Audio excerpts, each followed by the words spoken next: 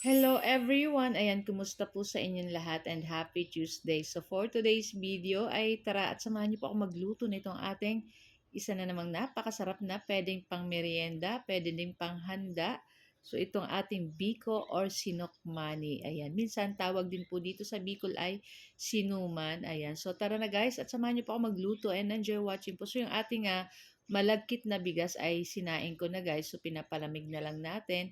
And dito sa ating kawali nilagay natin yung ating pinakaunang gata. Ayan, paglalatikin lang po natin iyan. So lulutuin lang po natin iyan sa katamtamang apoy para hindi po masunog or matutong. And syempre, dapat po halo tayo ng halo para hindi tumutong or matutong yung ating itong ating gagawing latik. Ayan.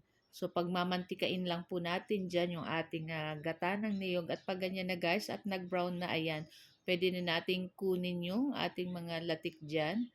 Ayan. Tapos yung mantika, iyan, iwan lang natin and maglagay na tayo ng sugar. Pwede namang mauna po yung malagkit na bigas. Pero sa akin, nailagay ko kaagad ay yung ating asukal. So, after nyan, nilagay na rin natin dyan yung ating sinaing na malagkit. Ayan. Tapos, ilagay lang po natin lahat and then syempre halu-haluin lang po natin. Ayan, isama na rin natin yung medyo natutong dun sa ating malagkit kasi masarap din po yan.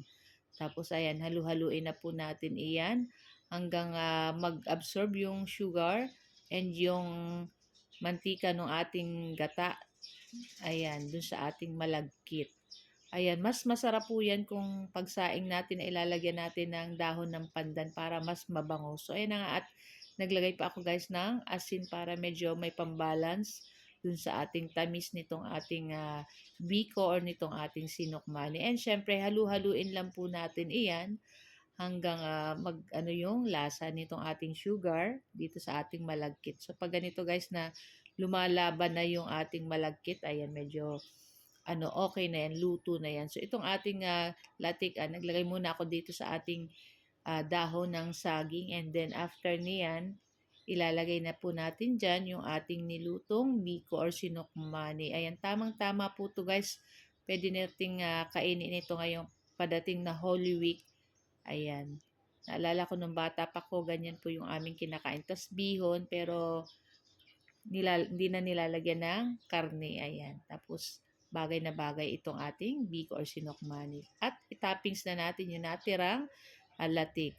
So guys, ayan na, ito lang po ang ating video today at sana po ay nag-enjoy kayo.